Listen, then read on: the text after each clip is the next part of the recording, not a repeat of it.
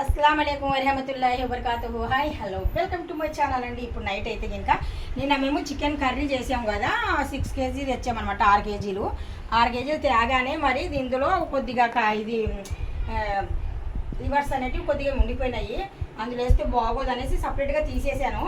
ఒక టైంకి వచ్చేస్తుంది ఒక పూటకు అనేసి ఇప్పుడు మొత్తానికి కడిగి శుభ్రంగా కటింగ్ చేసి పెట్టుకున్నానండి.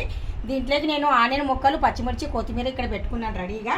ఇప్పుడు మనకు మాత్రం ఇక్కడ వేగిపోయిందండి. బాగా నూనె అనేది వేగిన తర్వాత ముందుగా నేను ఇక్కడ చికెన్ అనేది లివర్ అనేది ఇందులో వదిలేస్తున్నాను.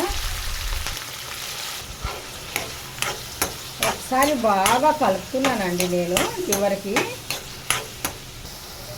ఇప్పుడు నేను ఇందులో ఆనియన్ ముక్కలు అనేటివి యాడ్ చేస్తున్నాను, పచ్చిమిర్చి కూడా యాడ్ చేస్తున్నాను, కొద్దిగా పసుపు, టేస్ట్కి సరిపోయినట్టుగా సాల్ట్, మరి కొద్దిగా మనకు మంచి టేస్ట్ రావాలంటే గరం మసాలా, కొద్దిగా టేస్ట్కి అల్లం వెల్లుల్లి పేస్ట్.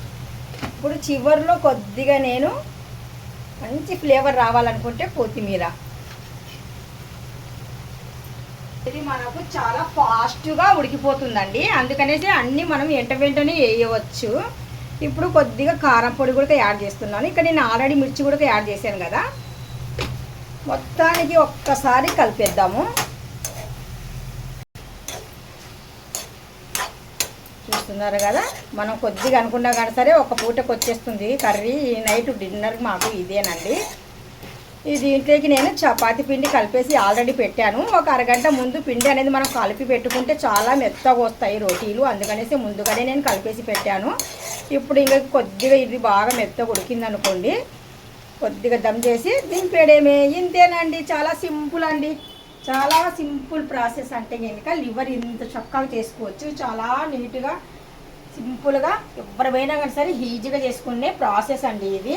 చూస్తున్నారు కదా. ఇప్పుడు కొద్దిగా నేను మంట అనేది తగ్గించేసి కొద్దిగా దమ్ చేసి ప్లేట్ కవర్ చేసేసి వదిలేస్తాను. ఒక 5 మినిట్స్కి అయిపోతుంది. ఈ వీడియో మీకు నచ్చినట్టుగా అయితే లైక్ చేయండి, షేర్ చేయండి, కామెంట్ చేయండి, సబ్స్క్రైబ్ చేసి వెళ్ళండి. Bye bye, see you, tata, అల్లా హాఫీజ్.